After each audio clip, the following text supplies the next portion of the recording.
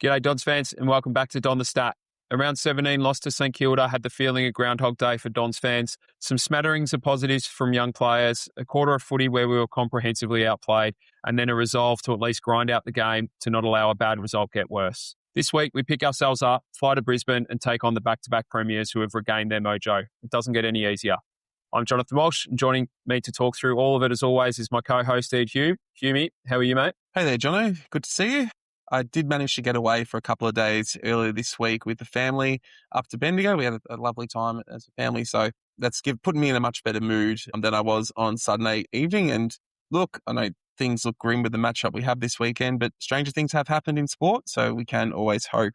How are you doing there, Jono? Yeah, I'm not too bad. Thank you, mate. It's been another crazy week with work, so it certainly keeps me distracted to footy. I actually got to about 5 o'clock tonight and forgot it was Thursday and that we were recording tonight. So it's we're recording about an hour and a half later than we normally start. So thank you for your patience there. But no, I'm doing well, mate. I'm got moved past what happened on Sunday against the Saints and very much looking forward to. Unfortunately, won't be in Brisbane, but I couldn't quite handle another flight after the long haul. So I'll be watching from the couch on Sunday. Yes, I know we are doing this a bit late, and I am coming off a 5 a.m. wake up from my son, who's being very irregular with his wake up time. So I am feeling it a little bit, and you might be able to hear the tiredness in my voice. That tiredness is just general tiredness as a dad, not tiredness with Essendon, although there is an element of that this stage of the season.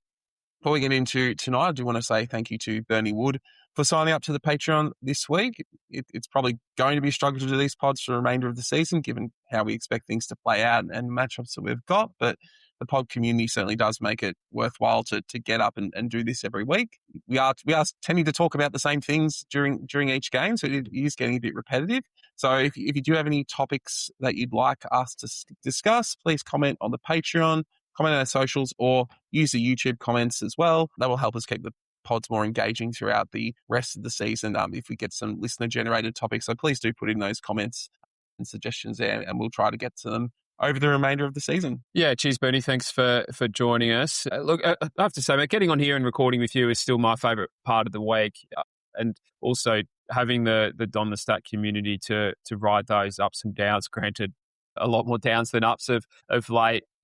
Especially given the intensity of social media and the AFL media, it's nice to have that oasis, our own part of the world where we can, get together and talk it through and, vent and rant, but also, pick out some of the diamonds in the rough. And it's not easy at the moment. I certainly don't envy Dean Solomon and what he's trying to do to keep everyone together and keep everyone united. I don't envy our young players who are trying to keep the spirits up and that gets harder as the losses mount. I think we're also at a point in the season where there's a lot of talk from fans and media about contracts for players who are out of contract. Players would be feeling that as well, knowing that their future is on the line. So footy clubs at the best of times can be a little bit hard this time of year, let alone when you're in the position that we're in. So I can imagine that there's some really dark moments out at the hangar at the moment. And I most of all feel sorry for our fans who have been through way too much. And look, it doesn't make it easier, but I think for me there's two things that keep getting me off the canvas, and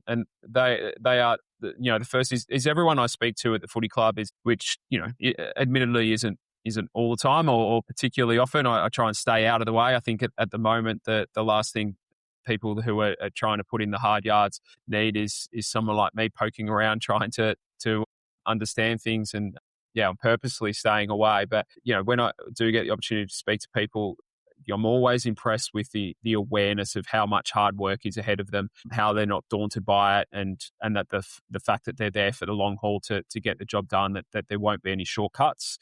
I think we've learned our lesson from years and decades gone by, that there's no fast way to success. And as much as that sucks to live through what we're living through, and there's no guarantees at the end of it that we come out the other side, I think that the awareness of what we need to do to get to where we want to be is well and truly there. So that gives me hope. And then the other is how committed and united our young playing group are to take us to success, and those that know them a lot better than I do. Just rave about how committed and united those young blokes are, and the work that they're putting in to take us forward. And I'm not naive to just how insignificant I am in the grand scheme of things, but it's those factors that keep getting me back up each week to support the team. And it's the only way I think I really know how to contribute at the moment and support those that are putting in the hard yards at the club to get us back to where we want to be. And that's just to keep showing up here each week with you, Humey, and then showing up on game day, when the game's in our own backyard to support the players. And I think ultimately it's all any of us can do. And that's, really the only way through this is to try and do it together. Indeed, you're absolutely right there, Jono. I actually got down to training today, mainly to catch up with the great man, Rick Edwards, but I got there at the start of the training and the vibe was really positive amongst the players. There was a lot of voice and a lot of energy amongst the group. And, that's the only time I've been down there, but talking to Rick, it does seem like that's been consistent at training over these past few weeks. And I know that's not translating on field at the moment, but from what I'm saw, they are still working hard to fix the issues that are plaguing the side. They're not just coasting to the finish line. Again, what you do at training is not always going to reflect on the field. And of course, if you're Essendon at the moment and you at training, you are training against Essendon, which is not a great performing side at the moment. So it might not be the highest level of testing your abilities to perform on game day. But look, fingers crossed, based on what I saw today, they are working really hard to fix those issues, and that includes the players and the coaching staff. So fingers crossed we can see some improvement in game before the end of the season. Yeah, I think that's a key point, mate. I know that as a club, we're determined not to waste the second half of the year. I don't think there's going to be a lot of wins, unfortunately. I think that's just where we're at, where we've got a lot of young players. We know that we're reintegrating some guys who are coming back from injury and getting them up to speed. We're trying to change game plan and systems and styles on the fly. Not an easy thing to do when really you've only got the players for one proper training session, and within that you've got guys on managed minutes. That it's very different to trying to change things over a pre-season. But the players we're building our hopes for the future upon are doing a lot of extra sessions behind closed doors. Dean Solomon has them in there working on a range of things away from cameras and watching eyes. So I know there's a lot of things going on that I don't proclaim to know exactly what they are, but that you wouldn't have seen when you were down there today, Humey or Rick, who's down there for most sessions, would see. They're happening behind closed doors, which is a really good sign. And the young blokes are really committed to putting in the extra work. I know there's a real lift in professionalism and attention to detail, and we're seeing some signs of that on game day too. I think that the one at the key indicator at the moment, and it's only been a handful of games under Solly, and we have played some of the opposition in the bottom half of the ladder, but scores against to come down from 109.6 points against under Brad in the first half of the season to 89.6 under Dean Solomon. Still a way to go, but that does move us from the 17th ranked in that first period to 14th in the AFL since then. And scores against is an area that's plagued us for a long time. And I guess the key thing for me there is we're not waiting until November to start things. I know Solly's put his hand up and stated he's committed for next year as an assistant coach at the very least. So he's aiming to make sure that we don't waste the second half of this year, and we're effectively starting the education and learning process in July rather than in November, so that we can, I guess, set ourselves up with the best chance of showing some improvement in 2027. Yeah. You've been back in the country now for a couple of weeks. What's your take on where things at? Cal Toomey produced an article this week stating the club had a group of senior players contribute to their thoughts on the characteristics required to be the club's next senior coach as part of the process. I guess, how are you feeling about where things are at? Have the club come out with a statement on who's going to take part in the coach search, and not a clear list of criteria of what they're looking for, but some general themes in regards to what they're looking for in that coach search. How are you feeling about that at the moment? Yeah, I'm comfortable. I think when we did the Q&A, I mentioned that I was quite comfortable in the people that we've got at the club who are making these decisions. I've got a high level of belief in people like Andrew Welsh and Ted Richards, Tim Roberts, who are chairing or overseeing this process. So I think they'll get this right, and they won't listen to outside noise as part of this. They'll go through this methodically and get the right person for us in the group and the strategy this strategy that we've put together and essentially 3 years into 5 years of that. Cal is normally I think, as most Essendon fans will know, is normally pretty spot on when it comes to Essendon news. So I wouldn't listen to much, if anything, of what's said by others in the media about Essendon or the coaching process. I expect that most of that is guesswork, and I don't think you'll ever hear the club put out corrections or try and change those narratives, because if they did, they'd be speaking every 5 minutes about the next story that's out there. But yeah, I think from what I understand, the article that Cal did produce a couple of days ago is accurate.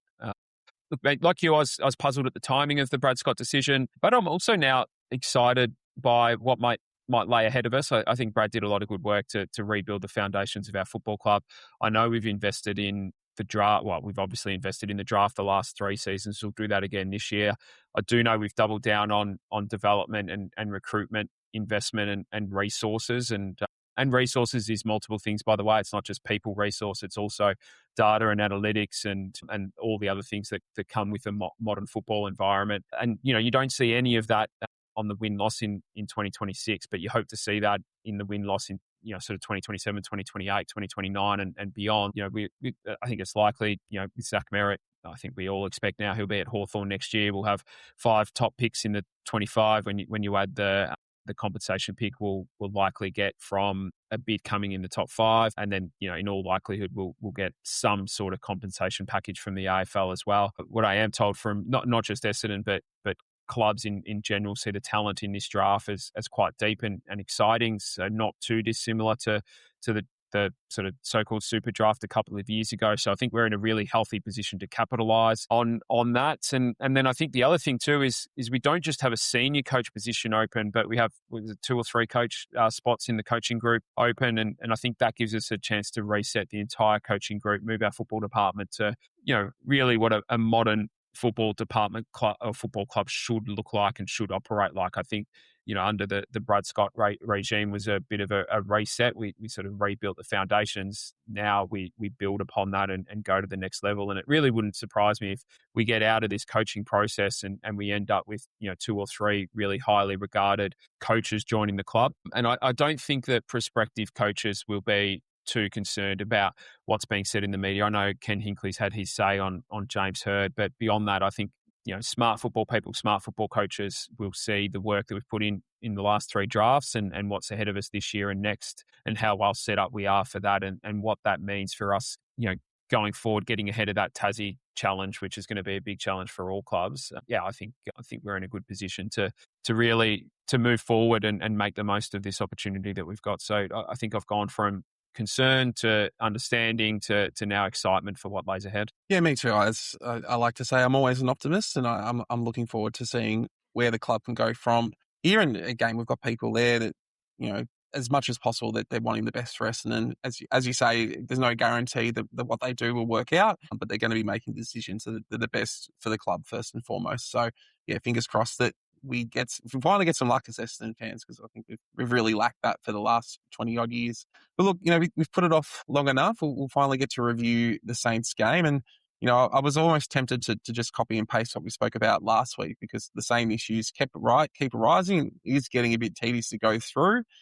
But we will persevere. We will, go through this as much as we can. Yeah, look, we coughed up that last goal of the first quarter, didn't we? So, what might have been a 4-2 first quarter, which would have been okay, ended up being 5-3. And a goal on the siren always is really deflating, isn't it? So, that there was some real sting there, because I thought there were some good moments in the first quarter, and then it unravelled pretty quickly, didn't it?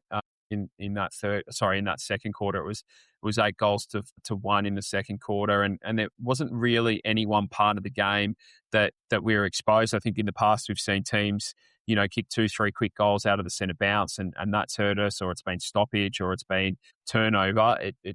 The fundamentals fell away really quickly in that second quarter, and even when I did a bit of a dive into the data to try and get my head around it that way, there was no one thing that stood out. It was just a real falling apart in that second quarter. Yeah, you're right. The second quarter certainly was hard to watch, and there was almost an even split for the Saints in terms of goals from stoppage and goals from turnover. Normally in these periods, you sort of, as you say, you see one aspect of a team's game really struggle, but it all just fell apart. And I think it just sort of reflects the issue that we probably had with resiliency at the moment with regards to the team. I think with all the losses mounting up, with all the external noise, with the coach being sacked, I think it's really easy for teams in those situations to, find it really hard to stop momentum. I think we talked earlier in the year about how difficult we'd found it in the past to stop momentum and allow 4 or 5 goals to be put on. And I think what we've been through over the last few months or year and a bit has really compounded into that to make that resilience and the ability to put a stop to those run-ons really difficult. But I think, if you're looking for positives, when we talked about the North game last week, I think we lamented how little the effort the players were demonstrating from the beginning of the game. Watching that game live on Sunday, I actually felt like the intensity was a lot stronger coming out of the gate. I know it didn't really reflect in, the tackle numbers, which were the big talking point of the previous week. But, we actually had periods of that game in that first quarter where we looked like we were on top. But once again, it was our disposal that let us down in dangerous positions. So just giving the ball back to the opposition between, the centre line and our half forward line towards the middle of the ground, which is really easy for oppositions to capitalise on. And the Saints were able to do that because the way that we were set up around the ground, we were really easily exposed once the ball got onto the outside of the contest. Yeah, they got a quick jump on us, didn't they? They kicked the first goal in seconds and then kicked that last one. But sort of either side of that, it was a pretty even contest. And yeah, I agree. I thought our intent was there. I thought we were up for it at the contest. I thought our pressure, as a general rule, was pretty good. We were able to win some intercepts and score a couple of times on turnover. So our 2 goals in that first quarter both came from turnover, one in defensive 50 and one in the forward half of centre. So yeah, I liked it, but we just gave them opportunities to keep the door open and ultimately expose us. They scored 5 goals in the first quarter, 3 of them from turnovers. 2 of those were from pretty poor kicks into our own forward line where we had open targets and missed. And that effectively becomes 4-goal turnarounds instead of us having a shot and converting. They go down the other end and have their chance. So that first quarter, there was bits to like, and I guess that's just where we're at the moment as a team. Is had we made the most of our opportunities, we might have won the quarter 5-2, but because we just don't quite have that polish at the moment, they expose us down the other end and then take the momentum into the second quarter, and we saw what happened. Yeah. I think, again, another thing that really stood out being able to watch live at the ground, which you probably don't see as much on TV, was the way in which the Saints were denying us the switch. So how often we've talked about, or we've seen Essendon want to switch the ball when they're leaving the 50 because they're trying to get around the opposition's zone. Well, the Saints really pushed up on our switch options in our defensive 50, so they really took away that from us. And then we weren't working hard enough ahead of the ball to give our players options to kick to, which meant we're often kicking to contests up the field so often, and then more often than not, we weren't able to win or even halve those contests in those marking situations, either on the air or on the ground. And then the Saints were then able to transition back into their 50. So I think we spoke about last week about our low intercept numbers, which was 47 last week for the game, but we were actually even lower this week. We only had 44 intercepts this week. And the way in which we were setting up the ground meant that the Saints were able to transition easily back through the middle of the ground, and we couldn't find easy ways to stop them, which is why our intercept numbers were so low. It is just a rinse and repeat event. It's played out way too much over the last few years, really.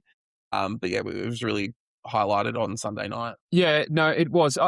It felt to me, I think we spoke about it in the preview that, no team is better at strangling than the Saints, and that was always likely to happen. You could see, I think the reports from Rick and others was there was a real focus on faster ball movement in training in the lead up to the game. You could see in the first quarter that there was a real intent to take the game on and get through the corridor more direct. I mean, it's how our first goal came about, really. But as soon as confidence dropped, I think old habits die hard and we go back to more static ways. I imagine that's one of Dean Solomon's real frustrations and something that he's finding really difficult to reprogram at the moment. And then it gets compounded in the game by unforced errors. You think of, I felt for Mason Redmond. I think he's really matured as a leader since the second half of last year. And I thought he was one of our better players on Sunday. But that missed kick, I don't know, I haven't watched it back too closely, whether his foot hit the ground or what it was.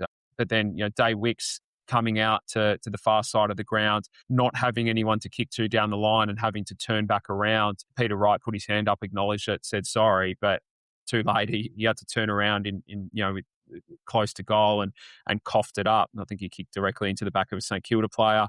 And then, El-Hawli in the last quarter, a player who's really capable of getting into the corridor and punching balls inside to then open the game, had an option in Durham, but hesitated, second-guessed himself, do I, don't I? And then he did, but he was fractionally too late, ball hung, and they intercepted. So, things are just a little bit harder than they need to be because we're a team that's not playing with confidence. We don't quite, mistakes happen in a game of footy. What Mason Redmond did happens to most teams most weeks. But when you're down on confidence like we are, I think it really compounds. And, even when things do come off, I know there's a bit on Nate Caddy shortly, but in the last quarter, he kicked that behind where he should have handballed over the top to Perkins. But that wasn't the bit for me. You go back further, Caldwell came from a kick in. I think it was Reid hit Caldwell sort of on the 50-metre line straight in the corridor.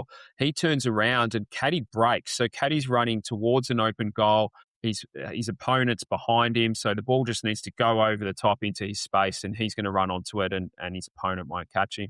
But instead, Caldwell, just out of habit, goes wide to the wing. So we'd already broken the corridor open, but we didn't stay there. And in the end, it sort of all worked out. We were able to get a scoring shot. But I think that for me is just typified a team. That and the El-Hawli one and a couple of others just typifies a team that at the moment is just kind of not really sure what to do, a little bit confused or down on confidence. So they're falling back onto the things that they know best. And that's sort of avoiding taking responsibility and avoiding taking too much risk. And I guess that's just the joys of a team that has forgotten how to win at the moment and goes into its shell when things don't go our way. And at the moment, not a lot's going our way. Yeah. I think as much as the second quarter was the real nadir of the game for us, it was a passage right at the end of the first that resulted in Marshall's goal after the siren that really exemplified where things are breaking down. And it's the moment that you want to dig into deeper with our video analysis for this episode. Again, if you're listening on audio, you can switch over to the YouTube video podcast and you can see the vision that Jono's going to talk through here. So all yours, Jono, take it away. Yeah, you're giving me the keys, Humey, and apologies if this doesn't quite go to plan. My trusting technology in my hands is a little bit dangerous. But yeah, this stood out to me because it also shows some of the almost moments and where bits aren't too far and maybe where a little bit of self-preservation is coming in instead of team first. It also typifies to me why I've said it before, I don't like defensive half forwards, and I'll talk about that too. So, Nick Bryan has the ball here, half forward, really only has one option if he can't hit up a short target, and that's to go long down the line, which is what he does. So there's nothing wrong with the option that he takes. And then if I can get my pause timing right, it's a big spoil, and you can see we've got numbers grouped really close to the contest here, and the spoil clears all of them. And again, my pausing hasn't quite timed right, but we had no protection to where the spoil landed, and we're playing a little bit of catch up. But Nick Cox actually does the right things. So he presses up really, really quickly to try and close that gap, which is good. So far, a little bit of ball watching, too many numbers too close to the drop of the footy, ball goes over, so we get caught out. So close, but not quite right. But the pressure's good. Sharp pressure from behind, forces a handball, and we force them wide. And then I want to pause on Daywicks here and watch what he does. So what's the important context here is Nasiah Wanganeen-Miller is starting as a centre bounce midfielder. By this stage, we'd moved Daywicks to tag in. But what was happening post-clearance was Wanganeen-Miller was effectively going to play at half-back. So he was in for the centre bounce, but then playing as a defender. So effectively, Daywicks at this time is a defensive tagging half-forward flanker. But again, we can see that Cox has followed up, Perkins is pressuring, Robey and Daywicks are doing their bit as well, and we keep them corridor side. Brian pushes across as well. And our numbers are working, right? So there's no one dropping off. There's no one sagging at all. This bit frustrated me. So Jordan Ridley here on Owens has perfect position. What you would expect a defender here to do is really just push Owens off balance, got his arm across him, got front position, push him out of the way and take what should be for a player of Jordan Ridley's capabilities a pretty comfortable mark. But that doesn't happen. He gets outmarked.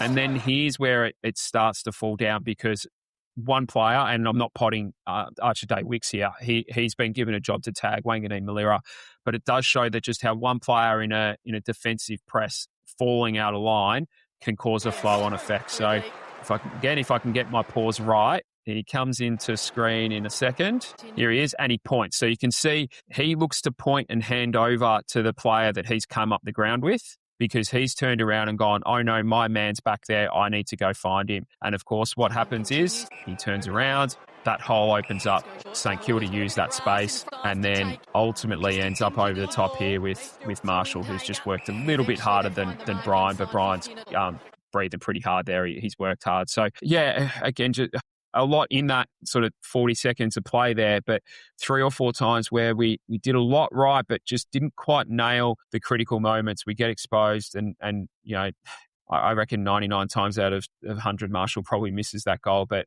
was able to convert on the siren, and we're sucker punched right on the siren there, and they go into quarter time with all the momentum. Yeah, you're right. And I think that did a job of just sort of highlighting how just small things create big problems, right? Like it's not, none of those things are catastrophic errors, right? But they lead to catastrophic like these small things lead to catastrophic outcomes.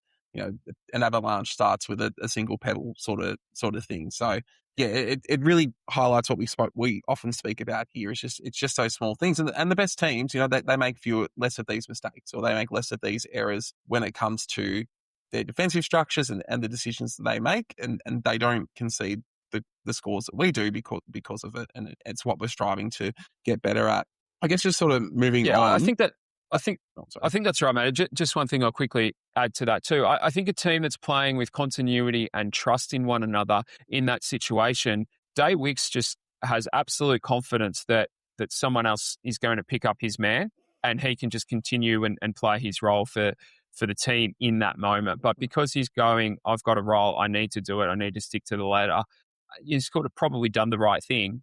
He was probably told by the coach, don't let him out of your sight, stick with him, follow him everywhere. And he's taken that a little bit too literally and just chosen the wrong time to drop off. And you're right, little things. And in that clip, 3 or 4 of them, the too many numbers too close to the drop of the footy, Jordan Ridley having front position and giving it up, and then Day Wicks just, going to find the best player on the ground, and instead of just holding his place in the zone, and they end up a goal and siren. Yeah.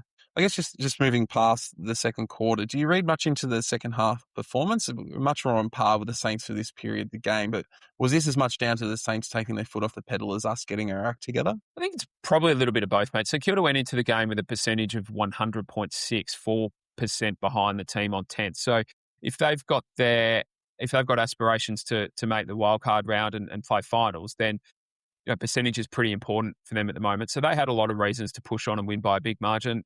Look, it's small mercies, isn't it? But I'd prefer that outcome than laying down and losing a game by 100 plus. So I guess it's one thing I'm hanging my hat on at the moment with our young group is that whilst they're getting outclassed, outbeaten, outworked at times, they're not giving up. Yeah, you're right. And speaking of those young players, 2 of them in Robey and Sharp were one of the reasons why things evened up in the second half. That neither of them had any midfield time in that first half, but they were moved into it in the second half, and we obviously improved our clearance game when they went in there. I guess at this stage of the year and where we're at, should we just be giving the keys to these 2 for the remainder of the season and making them primary midfielders, or is that too much for 18-year-olds to bear at this stage of their careers? Yeah, I think it's too much to ask, particularly for the type of midfielders that they are. They're combative and contested types. And we've got to remember Robey was a stress fracture in his back in November.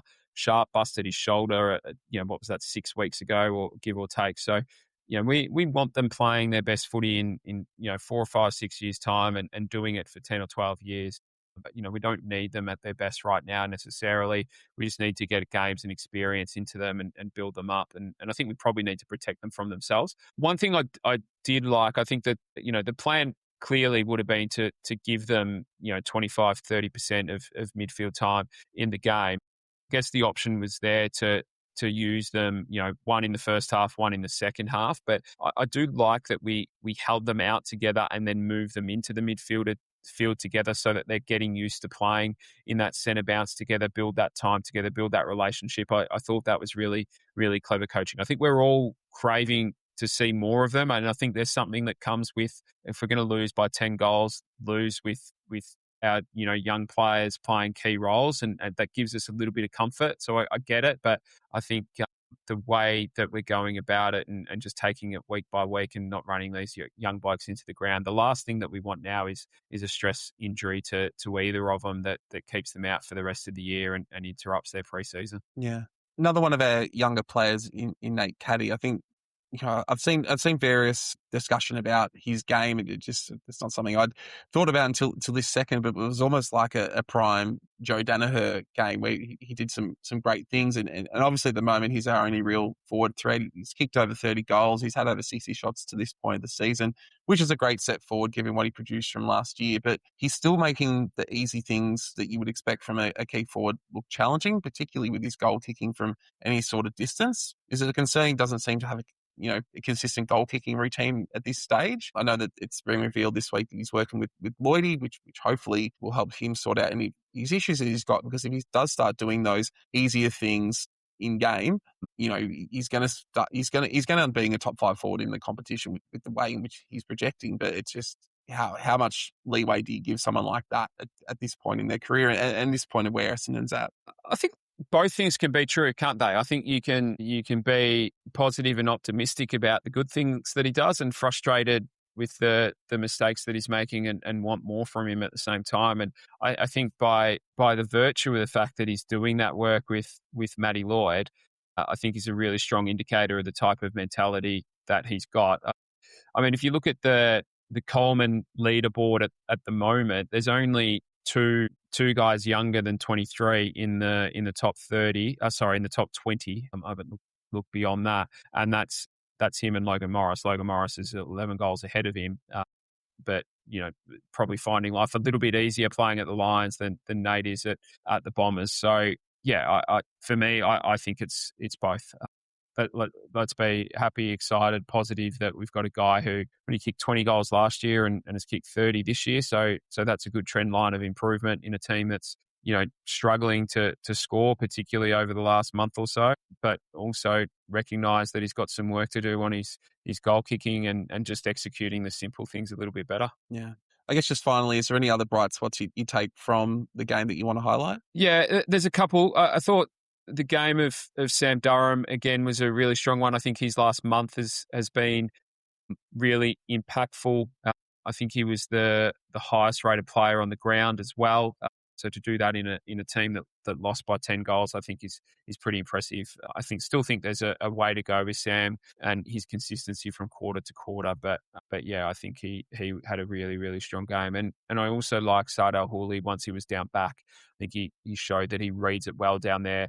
He needs the game in front of him, and when he has that, he can use his speed and his reach to intercept and help us rebound. So I hope that's a sign that the coaches keep him there for the remainder of the season. He's one that's out of contract at the end of this year, so we need to make a call on his future. And I think if he's going to make it as an AFL footballer, it's going to be as a defender. So let's hope we see him there for the remainder of the season, and then we make a call. Me too. Moving on from the game and moving to the news. This isn't a Damien Barrett nomination, but it was a little bit close because it is getting brought up again and again by the usual mouth breathers in the media. Sam McClure, it's been a horrendous mistake not to trade Zach Merrett. In hindsight, it's been a horrendous mistake not to do it. I think you and I both came to the conclusion that it was the right call not to trade him last year for a variety of reasons. But as how this season's played out, change his perspective in any way? It does seem like he is going to be moving on at the end of this year, and it does seem like Hawthorn is the only team that is in a reasonable state, or the only team that he seems to be interested in going to. The consensus seems to be we're only going to get the Hawks first and second rounders this year for him. I guess just sort of reflecting back to what the offer ended up being last season, how does that compare to what we would have got if we went through the trade last year? I can, but I can't believe that we're still talking about this. Look, I think the easiest thing would have been for everyone to trade him and lie down. I think as a footy club, we were trying to reposition our identity and show that we weren't going to lay down. I don't believe for a second that despite what was said, that we wouldn't have traded Zach if the offer was a good one, and the offer wasn't a good one. Their final offer included a pick that we couldn't use in pick 22, or we could use, but we would have had to forfeit a pick, not too far behind it because we didn't have enough list spots, and Henry Huswaite, a player that we didn't want. So the offer was pick 10, pick 22, a future first, so a first in this year's draft, Hawthorn's first round pick, and Henry Huswaite. Huswaite was no interest to us, as I've said, and rightly so. We got Dyson Sharp in that draft, who is an immediate upgrade on Huswaite anyway. And we got pick 10 out of Carlton. So the pick that Hawthorn offered us, we ended up getting through a pick swap with the Blues. This year, we'll get that future first anyway, and a second round pick that will be later than what that 22 was last year. But ultimately, that's the net difference, isn't it? Pick 22 last year compared to whatever their second round pick ends up being this year. Although the reported deal also included us sending a future third round pick back with Merrett. So that reduces the gap even more. And it's almost the same offer, really. A pick that we ended up getting anyway, and then the difference between pick 22 and their second round pick last year, and our third round pick. Like, it's a pretty minimal difference in offer. In fact, it's almost the same, and we don't have to worry about the drama of trying to trade out picks at the last minute that we can't use. So yeah, I don't expect Sam McClure to possess the ability to properly dig into the specifics and to fully grasp it. So I'm not shocked. I'm not surprised that he's come up with something that's puddled deep in analysis. But yeah, I don't think we've got anything to worry about getting a lesser offer. I think the offer ends up pretty much the same in terms of usability to us. Yeah. Just quickly, this morning was announced that Jackson Pryor would receive another year at Essendon. He's got a contract for 2027, which I think most people would have expected, given that he's pretty much played every game since he's arrived at the club last year. I think he's missed one game. He's just someone who has been doing jobs, has had some games where I think he's really stood out in terms of his attack on the ball and his ability to defend. He's obviously not, he's never going to be a top 10 player in a side, but you need players who are going to, sacrifice their own game, do difficult jobs, don't complain about what, that they're not getting the easy options, or, doing the easy things. And I think he fits in really well in that aspect. We probably need a couple more players with his level of commitment, his level of drive to get the best out of himself. Yeah, he's honest, he's reliable. He made a slow start. I think it's probably, tarnished his reputation unfairly at times, but I think he's bounced back really well. And availability is the best ability, isn't it? And he's been readily available and played some decent footy. I think successful lists need role players like Jackson that maybe isn't in our best 23 when we're a good team, but is able to keep pressure on and come in and play a role like his dad did in 2000. To be honest, but I also think he's a really good influence and mentor to the young players. He didn't play in Brisbane's premiership 2 years ago, but he was there for it. So, he knows what successful clubs look like and what it takes to get to the top. He is a good young leader and has a good connection with the young playing group. He's a good influence on them. So, yeah, I think you need, good lists have players like Jackson in terms of ability, but also what he does off the field. And I think it's a good move. And I like that it's a 1 year deal too. It keeps him honest and committed as well to keep getting the best out of himself. Yeah, I like that too. There's been a fair bit of talk in regards to trades, and it is ramping up. And obviously the big one that Essendon has supposedly made is the approach to Jed Walter and upping what they are wanting to offer him to try and get him to the club, which I think is a 1.2 million a year over 5 years. How do you see that approach there? Yeah, it's a lot of money for a young player who hasn't played a lot of senior footy. It's bold. I like that we're doing it, that we're starting to throw our weight around. I fully expect that the ambition is to force him to the preseason draft, which is a big move in and of itself. You don't see that a lot anymore, but I know the draft is our focus. So I don't think we would be giving away draft capital to try and get that deal done unless there's a play with a compensation package, or not compensation, but a package from the AFL that we can use in that regard. But yeah, look, I like that we're rolling up the sleeves, throwing our weight around. Whether he comes or not, I'm not too sure. But I think he'd be pretty excited by the young group we're putting together and his chance to build a career with Nate Caddy. I think a lot of people would raise their eyebrows and question why a player would come to Essendon at the moment. I think players see beyond what's being said about it in the media. They'll be aware of the mission that we're on and our commitment to rebuild by the draft. And I think our footy club has a lot to offer a player like Jed. So, yeah, I don't think he'd be scared off by that. He'll just make a decision on where he thinks is the best place to play his footy. Beyond that, I think we'll also bring in some experienced leaders to the club to help support the young group we're bringing through. You and I have spoken about this before, but we don't have the luxury that Richmond have in terms of their young players being mentored by guys that have been there and done that at the top end and who don't have itchy feet because they've had the success and they want to set the club up for the next wave. We don't have that, so we need to go and find it. It's probably why some of our more experienced players like Zach and Jordan Ridley are looking to move on because maybe they're not quite there for the next part, this hard part of the rebuild. I'm sure we'll find some guys that are enthused by it and what it might mean for their own, CV and capabilities and maybe moving into coaching beyond that. So, I'm pretty confident that we'll be able to achieve something like that as well. Look, we're now 5 games into the coaching tenure of Dean Solomon as caretaker, and I think it's probably a good time to sort of compare about where things are at under Solomon compared to what we saw at the start of the season under Brad Scott.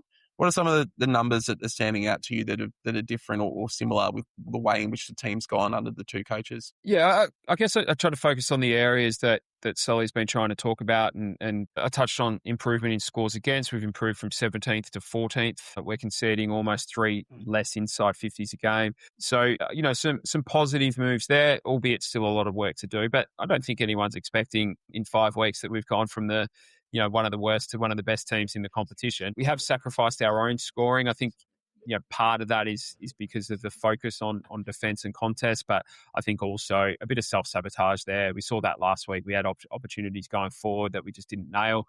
We've actually slipped from 16th to 18th in scores for. Centre clearance differential has improved from minus 2.9 to plus 0.6. We've seemingly improved our balance at centre bounce, a better shape from inside to out, which has been pleasing to see. Stoppage clearance differential has improved from 11th to 5th, so from minus 7.3 a game to plus 2.6. Opposition marks have come back by 3, albeit still too high. Ranked 15th to 8. Sorry, we're ranked 15th from 18th, so it's improved, but still a long way to go. Contested possession differential improved from 15th to 13th. So, look, we've had some softer, quote-unquote, opposition in the 5 weeks in terms of ladder position, but there's been some early signs of some improvement in the key areas that Solly has been talking about, but I think we all acknowledge that there's a long way to go still. Indeed. Shall we get to our opponents this week finally? Let's do it. Well, looking at the Lions, and it is the second time that we will face Brisbane this season, as after defeating Essendon by 64 points in round 8, where after that the Lions sat in 4th position with 5 wins and a percentage of 126. In the 8 games they've played since, they've had 5 wins and 3 losses. They've beaten the Blues, Suns, Tigers, Swans and Cats. They lost to Geelong the first time they played them shortly after round 8, as well as to the Giants and the Dockers. 4 of those wins for Brisbane have been in their last 4 games, and they are currently in 4th position, which is where they were after they beat us, with 10 wins and a percentage of 111. Yeah, I guess having just spent a whole bunch of time trying to find some positives and bring you and ourselves back up and hopefully our listeners, we come back to reality pretty fast when we start to look at Brisbane and the form that they're in. They've been the number 1 scoring team in the AFL over the past 5 weeks. So that improvement in defensive resilience at Essendon is really going to be tested this week. But their defence hasn't got back to its best at the moment. They've had the 7th most points kicked against them in the last 5 weeks. So, maybe we get a bit of an opportunity to improve our own scoring rate this week. Yeah, you're right. I think there was a patch a few weeks back where people starting to question whether the Lions had the juice to push for a 4th consecutive grand final appearance and a 3rd premiership. But these past couple of weeks, especially against top 4 contenders in the Swans and the Cats, have put that to bed. And you're right. Unfortunately for us, we seem to have caught them on an upswing in their form. I guess if you look at their their numbers from the first 8 rounds and then these last 8 rounds since we've played them, the main points of difference in that first third of the season to the second is that they've been, as you say, a lot leakier in conceding inside 50. So they're giving away 8 more a game in these last 8 rounds compared to the first 8 rounds of the season. They've also been allowing the oppositions to score more when they enter, gone from 46% scoring efficiency against to 52. They've also been giving the ball up a lot more these past 8 weeks. So they've gone from the 12th best intercept differential side to the 17th. So they haven't been as great at controlling the ball, which, one of the things that typified the Lions over the last couple of years, their ability to hold on the ball and move it through kick mark. They haven't been as strong at that, particularly in these last 8 weeks. But even with that, they're still the best clearance side in the competition. And it's really the main thing that's keeping them right at the pointy end of the ladder. The number one at scoring from centre bounce, for example. They're third from ball up and they're 12th from throw in. So it's really, their performance is really dominated by clearance, particularly over these last few weeks. Yeah, clearance score is such a big part of their game. They do play football's version of Russian roulette a fair bit at centre bounce. And that's just the makeup of the guys that they put in there, with the exception of Dunkley. They don't have too many defensively minded players. So they also concede the 5th most points from centre bouncers in the AFL. So, it's not all one-way traffic there, but where they do have a lot more balance to their game with the inside-outside layers, and that's been a big part of their DNA under Fagan, is around stoppages and boundary throw-ins. They're 15th in both scores against from both ball-ups and throw-ins. So they really do, do protect that well. But it's their scores against from defensive 50 chains that's still a worry. So for a team that's obviously got aspirations to go on and win another flag, they can see the 17th most points against from defensive 50 chains, and they're 16th for teams transitioning from defensive 50 to forward 50 against them. So that's a problem for them. It's not necessarily a weapon of ours, but if we're brave enough, it's an area I think we can exploit. Yeah. Moving on to selection, and once again, as a Sunday game, we do have the joys of analysing an extended bench. So 5 ins at the moment, with Archie Roberts and Angus Clark coming back from injury, and Clark potentially for his first game of the year, with Jones, Blackerson and Kondogiannis also named on the extended bench. Out Ridley, who's injured, and then Setterfield, who is omitted. And in that training today, Ridley was doing very light running, so not surprised at all to see him out. Setterfield is one of those players that we've had throughout this season who's shown good form in patches, but because of players coming back into the side, has been pushed into a position on the ground that doesn't suit him. With Parrish and Caldwell coming back, and you expect, given that they've been back in for a couple of weeks, that their midfield time is going to be ramping up. Now the side is comfortable in using them as much more as predominant midfielders. So I guess if we're not going to use Setterfield as a midfielder, we have better options to fill the positions that he's been forced into in the side. Yeah, I mean, he's a depth player, right? That's why we kept him around, and as players have come back, it stands to reason that he finds himself out of the side. Durham attended 81% of centre bounces last week, and it was Parrish 44, Day Wicks, Caldwell, Merrett 33%, Sharp 30, Robey 26, Setterfield just 19. So we had a pretty big spread. I think one had to be left out, and it makes sense to me at least that it's Setterfield. Yeah.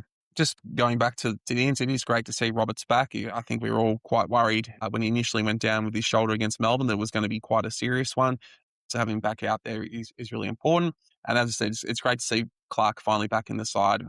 I think he's been a big absence this year with his ability to cover the ground, given what we saw from him in his debut season last year. So if we can get back to what he was showing last year, that's a big thing for our structure. Look, I certainly wouldn't do this. It's not what I would do with selection, but with Roberts back in the back half and Clark potentially someone who can play off the half back, I wouldn't be surprised to see Saad El-Hawli omitted. It has been the tendency this year that he has lost his position at times. So it's not what I would do, particularly against, I think, the Brisbane lineup. I don't think they're overly tall in the forward line. You probably want a few more smaller players, but I think he's been the last one in that back line. He'll probably be the first one out.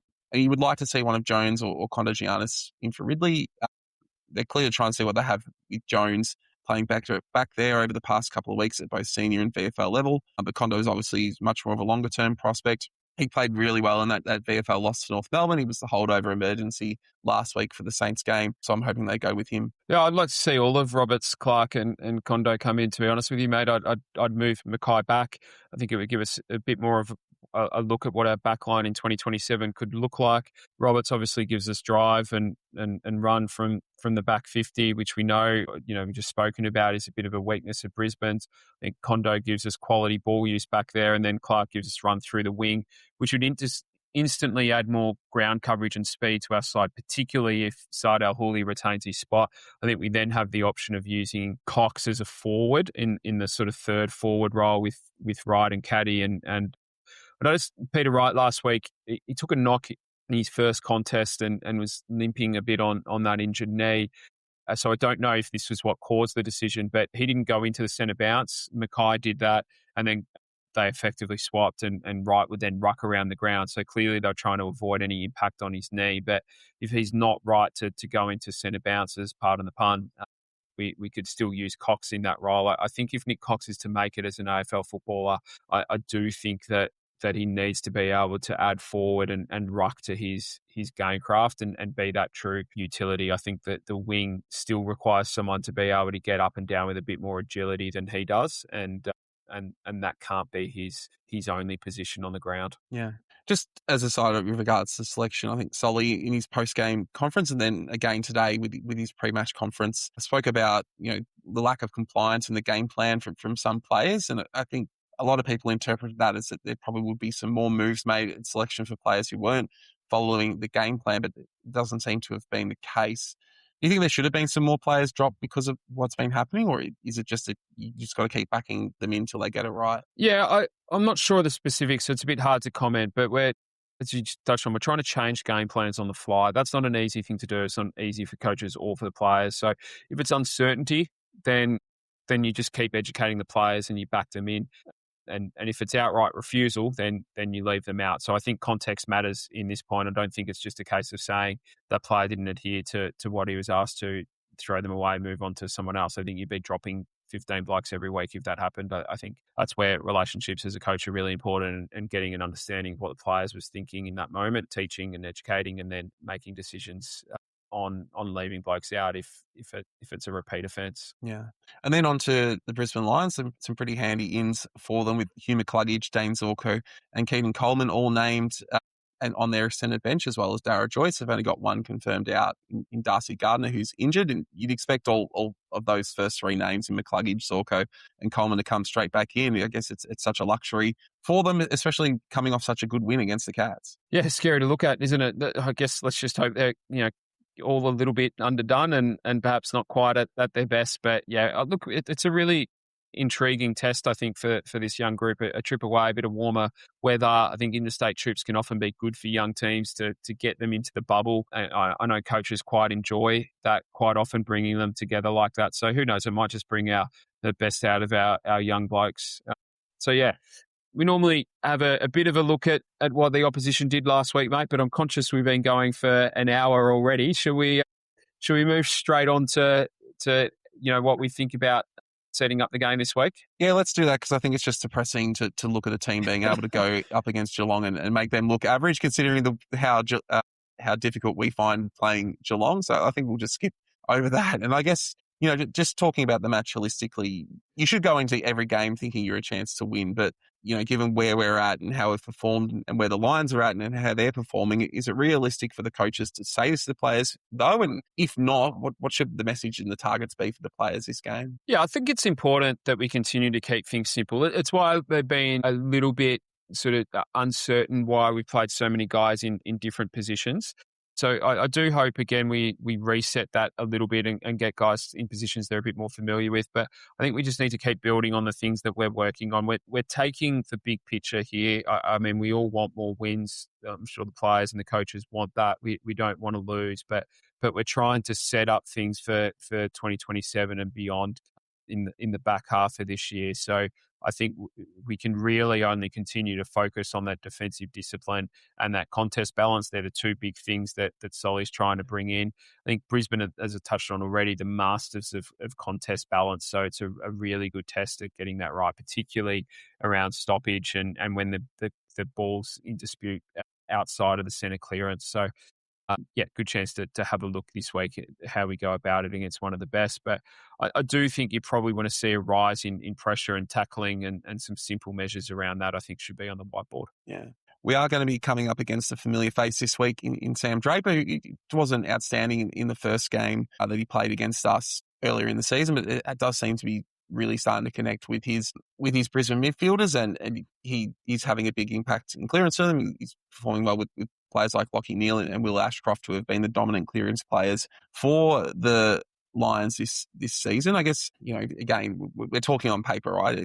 It's difficult in an actual person. I guess what's the best midfield setup for us going into this game to at least try to match them in the contest? Yeah, I mean, Brisbane have some different options to throw at us, and it'll be interesting to see how Ashcroft is used this week now that McCluggage is back. So there's some unknowns on what the opposition are going to throw at you, and as we do know, Sam Draper's quite unpredictable with how he goes about it as well. I think we'll be asking a lot of Sharp and Robey, but they're showing that they can win the footy, and Durham's been in some really good form. Robey and Durham ask a lot of questions of opposition teams because they can play through, they've got real power and ball winning ability, but they can also explode and get you going forward out of the contest as well. So I'd like to start to see a little bit more of those two in there together and see what challenges they can hold, and a little bit more Sharp in that defensive sort of sweeper position. I think those three hold the key, which is a lot to ask of a couple of 18-year-olds. Jai Caldwell's a curious case, isn't he? I'd like to include him in there. You'd like to think he could come in and maybe play a bit of a role on someone like Lachie Neale, but I just feel he's been maybe a little bit unfit or just off the boil a bit this year and not quite at his best. So I'm not quite sure where or how to use him. So I just keep coming back to the guys who I can see having an impact. And I think what a great opportunity for Sharp and Robey I wouldn't want to see them playing 70 or 80% of midfield time, but getting a good lick of the ice cream and getting up close to the best midfield in the competition. Yeah. Brisbane obviously have got such scoring power, and I think mostly that comes from the fact that they've just got so many threats forward of centre, and they've got aerial threats, they've got ground threats, they've got players who can work up and then work their way back. That they're not a team where you can pick one or two players, lock them down, and think you can really restrict their scoring ability. But if you had to pick one or two that you think are the most important for the Lions or for us to try and keep out of the game in their forward line, who would it be, and what are the best matchups? Yeah, you're right. I mean, where do you start? Where do you finish? I think McGrath on Charlie just makes sense. He's a big barometer for them. McGrath's got a pretty good record on him, and I think at home he gets their crowd going as well when he's hitting the scoreboard, and I think that's important interstate if you can take the crowd out of it a little bit. So yeah, I think McGrath locking down there, it makes sense to me.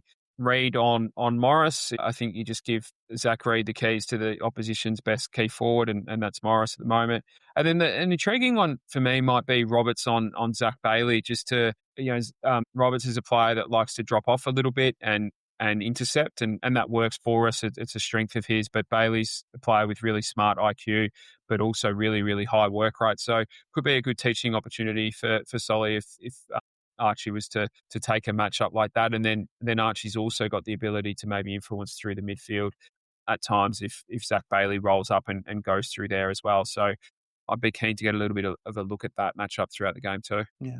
Moving on to our final thoughts, and I've made this one a little bit of a light-hearted one. I haven't asked you if we're going to win the game, Johnny. I think we'll keep fairy tales for the movies. But in that vein, what movie best describes the situation Essendon is in at this point of time, in your view? Yeah, I'm not quite the movie buff that you are, mate, but I used Groundhog Day earlier, and that certainly keeps coming to mind. The last little while, it feels like it's been quite repetitive. I also, during the second quarter of the Saints game last week, I felt like that Simpsons episode with the people beating up the clown. Was it Krusty beating up the other clown?